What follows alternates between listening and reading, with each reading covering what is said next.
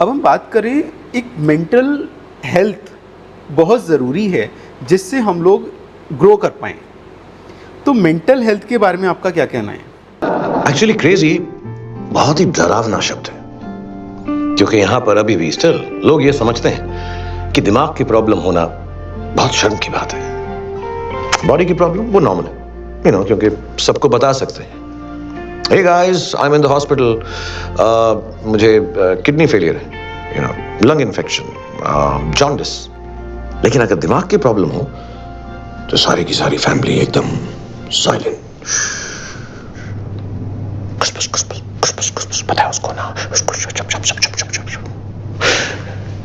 जैसे दिमाग हमारी बॉडी का हिस्सा ही नहीं है। सर बहुत वैलिड क्वेश्चन है, स्पेशली जब हम यूथ की बात करते हैं तो मेंटल हेल्थ इश्यूज़ बहुत प्रोमिनेंटली हम देख पा रहे हैं कि पिछले कुछ सालों में जिस तरीके से, या आप कह सकते हैं इंडस्ट्री कॉम्पिटिटिवनेस बढ़ी है, या जो भी रीज़न रहे हैं, मेंटल हेल्थ स्टिल एक टैबू है। बच्चे खुल के अपनी बात नहीं कह पाते, राइट।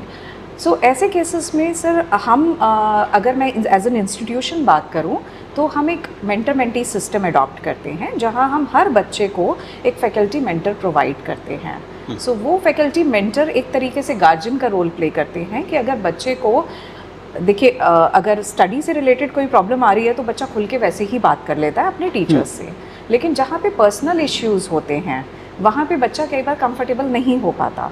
तो उस केस में फैकल्टी मेंटर्स का रोल बहुत इंपॉर्टेंट होता है, और हमने ऐसा रिकॉर्ड्स में देखा भी है कि बच्चे बहुत खुल के अपने दिल की बात फैकल्टी मेंटर्स से कर पाते हैं, और फैकल्टी मेंटर्स भी उन्हें बहुत अच्छे से गाइड कर पाते हैं कि क्या करना चाहिए, क्या नहीं करना चाहिए।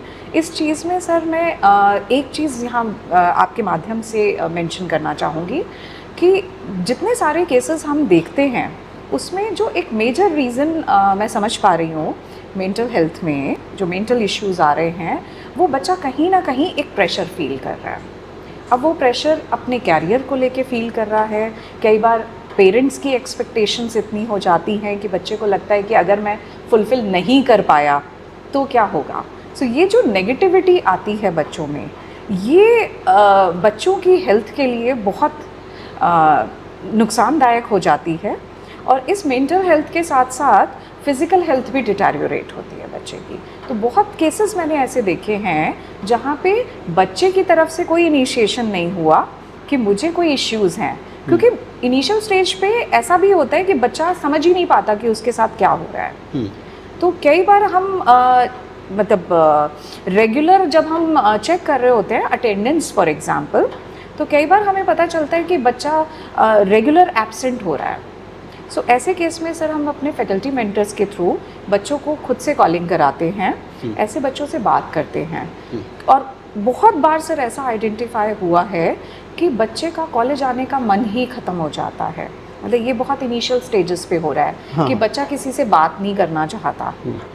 तो ऐसे केसेस में सर मुझे लगता है कि हमारी तरफ से छोटा सा प्रयास भी बच्चे को वो एक नेगेटिव जोन में जाने से बचा सकता है, क्योंकि मेंटल स्ट्रेस तो एक बहुत बड़ी चीज़ हो जाती है। उससे पहले बहुत छोटे छोटे स्टेप्स होते हैं जहाँ पे बच्चे को अगर थोड़ा सा पॉजिटिवली गाइड किया जाए तो बच्चा उन एंजाइटी, डिप्रेशन, उन सारे इश्यूज से बच सकता है। बिल्कुल। तो ये काफ़ी इम्पोर्टेंट चीज़ है कि जिसके कारण हम देखते हैं बहुत सारे लोग गवर्नमेंट जॉब की प्रिपरेशन कर रहे हैं, गवर्नमेंट जॉब नहीं निकल रहा है, तो वो एक स्ट्रेस में चले जाते हैं। तो आप उन लोगों को क्या गाइड करना चाहेंगे जो लोग गवर्नमेंट जॉब की प्रिपरेशन करते हैं? फैमिली की तरफ से प्रेशर आता है, अरे भाई तुम नौकरी नहीं कर रहे हो, तुम कुछ कमा नहीं रहे हो, तुमने इतना पढ़ लिया, इतना टाइम हो गया, ठीक है, और तो उन लोगों के लिए आप क्या गाइड करना चाहेंगे कैंडिडेट्स को? सर बहुत अच्छा सवाल है, क्योंकि ज़्यादातर प्रेशर वहीं से आता है जब बच्चा नहीं कर पाता। देखिए, हर बच्चे की अपनी एक यूनिक स्किल सेट होती है। सारे बच्चे एक समान नहीं होते। इवन एक फैमिली में भाई बहन भी अलग अलग होते हैं, जबकि उनकी परवरिश एक ही तरीके से होती है। तो उस केस में मैं, हालांकि हमारी यूथ बहुत, आज की जो हमारी जनरेशन है बहुत नॉलेजेबल है, आप उसे कह लीजिए कि एक्सेस है उनके पास हर चीज़ का, चाहे वो इंटरनेट हो या और बहुत सारे सोर्सेज हों, तो वो खुद वेल अवेयर हैं। बट स्टिल उनके लिए मैं ये सलाह देना चाहूँगी कि हमेशा एक प्लान बी तैयार रखें। ऐसा ज़रूरी नहीं है कि बच्चे अनसक्सेसफुल ही होते हैं, बच्चे कड़ी मेहनत करके सक्सेसफुल भी होते हैं, बट ऐसा बहुत बार होता है कि लाइफ में बहुत सारी चीज़ों में बच्चा अनसक्सेसफुल रह जाता है, जबकि उससे कहीं बेटर अपॉर्चुनिटी ग्रैब कर जाता है। तो हमेशा एक प्लान बी तैयार करके रखें कि अगर प्लान ए काम नहीं करा तो मैं प्लान बी कर लूँगा। इसीलिए बहुत सारे बच्चे हमारे कॉलेज में भी अगर मैं देखूं तो बच्चे कॉलेज में एनरोल करते हैं डिग्री के लिए और साथ साथ कॉम्पिटिटिव एग्ज़ाम्स की तैयारी करते हैं। मैम कितना टाइम कैंडिडेट लोगों को देना चाहिए इस तरीके की जॉब अपॉर्चुनिटीज़ अगर नहीं मिल पा रही हैं तो मैक्सिमम कितने टाइम तक उनको प्रिपरेशन करना चाहिए?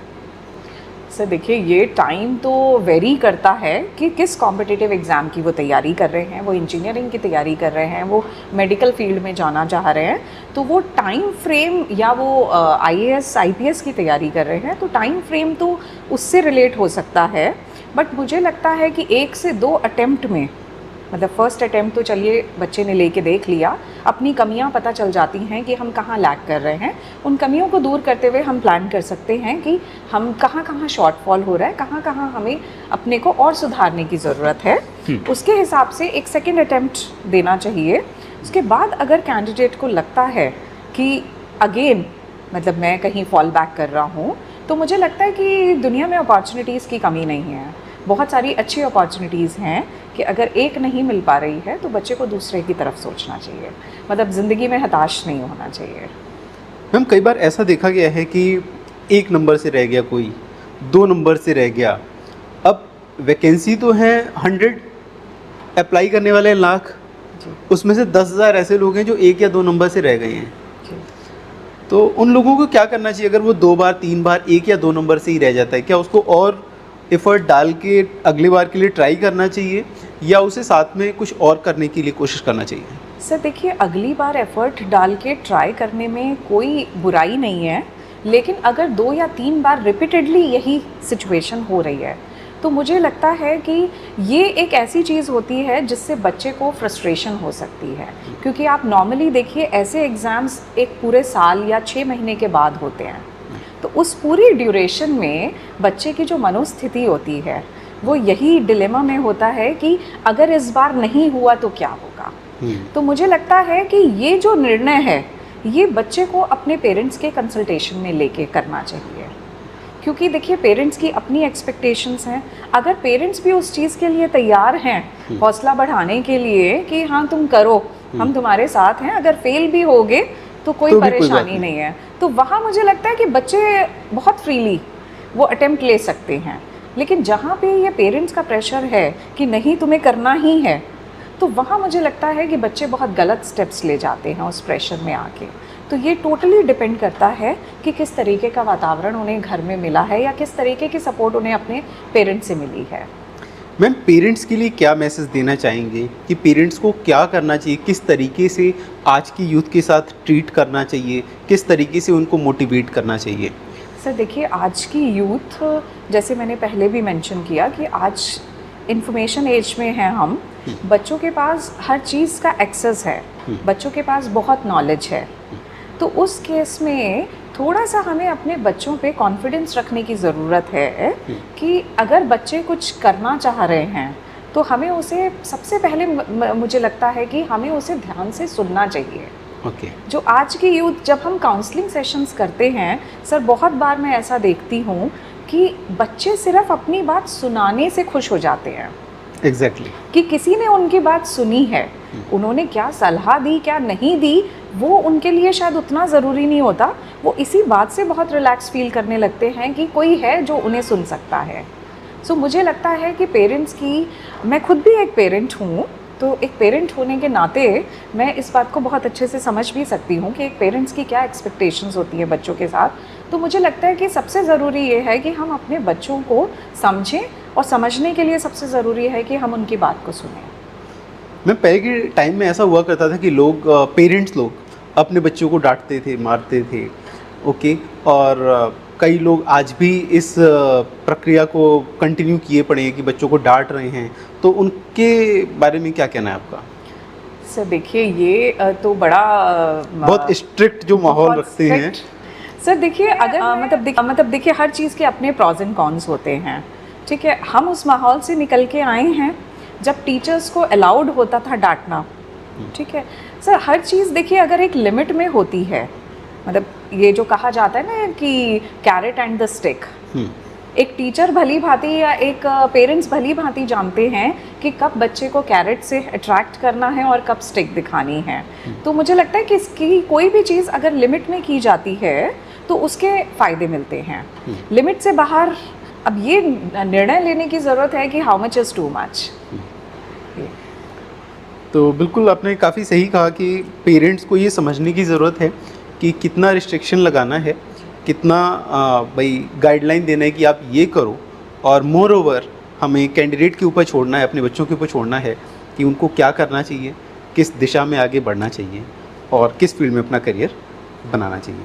मैम इसके पहले आपने अभी बोला कि फेल वाला पॉइंट आपने बोला था, तो मैं ये आप लोग को बोलना चाहूँगा कि अगर आप लोग फेल हो जाते हैं तो फेल होने से डरिए मत, और फेल होने के बाद कुछ भी निगेटिव माइंड में लेके नहीं आना है। अगर आप फेल हो रहे हैं एक बार दो बार, आपको लग रहा है कि आप कुछ नहीं कर पा रहे हो, you can contact ANDT nest, okay, और यू कैन कॉन्टैक्ट मंगलमय इंस्टीट्यूशन एज वेल। आपके लिए कुछ न कुछ जॉब अपॉर्चुनिटीज़, आपके लिए कुछ न कुछ बेटर करियर ऑप्शंस हम आपको गाइड करेंगे, जिससे कि आप इमिडिएटली जॉब ले सकते हैं, ओके। और इसके लिए आपको कोई भी पैसा खर्च करने की ज़रूरत नहीं है। आप जस्ट ANDT नेस्ट को कांटेक्ट करें, we'll help you out in providing job opportunities, और जिससे कि आपका जो एक मेंटल स्ट्रेस डेवलप हो जाता है कि यार मैं इतने टाइम से गवर्नमेंट जॉब की प्रिपरेशन कर रहा हूँ, मैं इतने टाइम से कहीं काम कर रहा हूँ, मैं ग्रो नहीं कर पा रहा हूँ, तो इस तरीके के स्ट्रेस को हम दूर करेंगे और आपको एक बेटर करियर पाथ दिखाएंगे।